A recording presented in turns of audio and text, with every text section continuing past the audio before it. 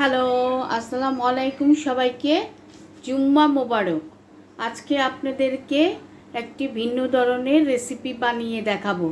সেটা হলো, প্রথমে আমি ফ্রাই প্যানে তেল দিয়ে নিয়েছি, তারপরে আমি চিকেনগুলো দিয়ে দিব।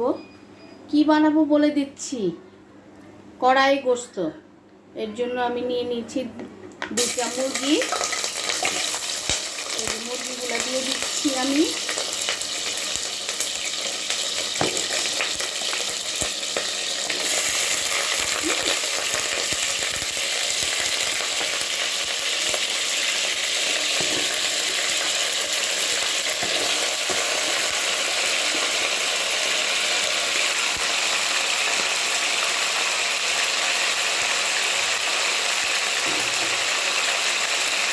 বন্ধুরা, চিকেনটা আমি দিয়ে দিচ্ছি।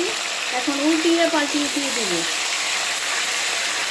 কিছুক্ষণ ভাজা হলে তারপর দিয়ে দিব একটা মশলাগুলো আমি বলে দিচ্ছি কী কী দিব। সেটা হলো রসুন বাটা, পেঁয়াজ বাটা, ধনিয়া পাতা বাটা আর লবণ, হলুদ মরিচ, ধনিয়ার গুঁড়া তো থাকবেই, জিরার গুঁড়া, গরম মশলার গুঁড়া। এই তো, মুরগিটা আমার একটু তেলের উপরে আসলেই আমি মশলাটা দিয়ে দিব। এই যে আমার মশলাটা এখানে আছে: কাঁচামরিচ বাটা, পেঁয়াজ বাটা, রসুন বাটা, ধনিয়া পাতা বাটা। যেহেতু কড়াই গোস্ত বানাবো,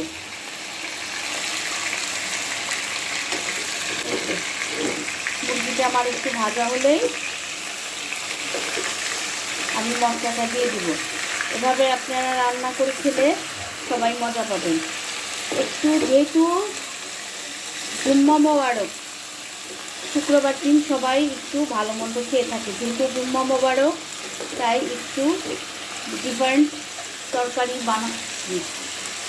আপনারা দেখে নেবেন, এভাবে রান্না করলে মজা পাবেন। এখন আমি মশলাগুলো দিয়ে দিচ্ছি। এই যে দেখেন কী কী দিয়ে দিচ্ছি, আমি কিছু বলে দিয়েছি। আরও কয়েকবার এই রেসিপিটা আমি আপনাদেরকে দেখিয়েছি। এই যে মশলাটা দিয়ে দিলাম। এখন একটু উল্টিয়ে পাল্টিয়ে দিব। সুন্দর একটা গন্ধ বেরিয়েছে যেহেতু মশলাগুলো দিয়েছি। এই যে, আর টমেটো কেটে দিবেন 1টা বা 2টা।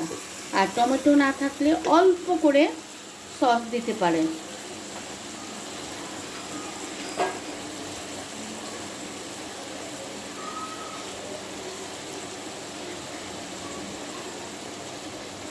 আমার কাছে টমেটো ছিল না, তাই আমি একটু টমেটো সস উপর থেকে দিয়ে দিলাম। খেতে কিন্তু অসাধারণ। যিনি যারা আমার ভিডিও দেখে থাকেন তাদেরকে অসংখ্য ধন্যবাদ। সবাই ভালো থাকবেন। তেলের উপরে আসলে তারপর আমি অল্প করে ঝোল দিব।